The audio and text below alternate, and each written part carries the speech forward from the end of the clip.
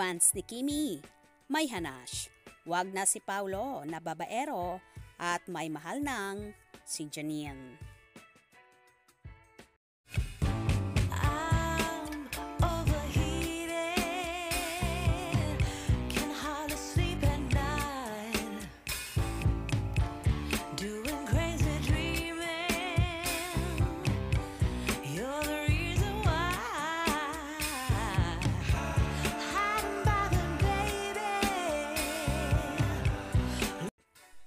Pilit ngang pinapainit at pinalalakas ang tandem ni Kim Chiu at Paolo Avellino or mas kilala sa tawag na Kim Pao. Dahil nga sa naging successful ng unang pagsasama ng dalawa sa seryen lang. Heto nga at nasundan agad ng another project na ipalalabas na ngayong 2024 ang hit Korean K-drama at Pinoy version na What's Wrong with Secretary Kim. Halos lahat naman ng Kim Pao supporters ay super excited nang masilayan ang dalawa na marami ang nagsasabi na bagay sila bukod sa malakas ang chemistry at para daw na sila talaga ang pinagtagpo ng tadhana.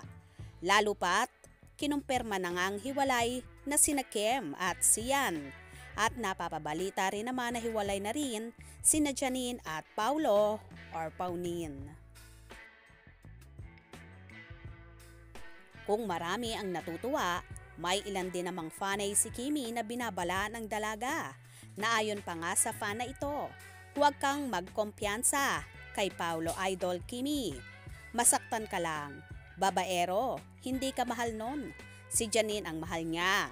Si Janine ang mahal niya. Narito at ating tunghayan ang iba pang hanash na mga kafanihan.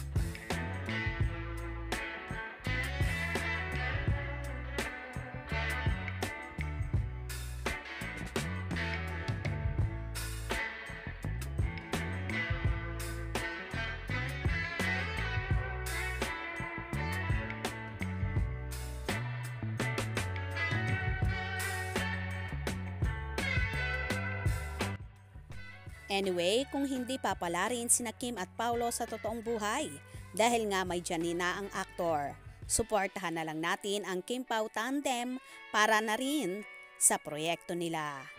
Kaya naman tumutok at wag na wag pahuhuli sa mga maiinit na kaganapan.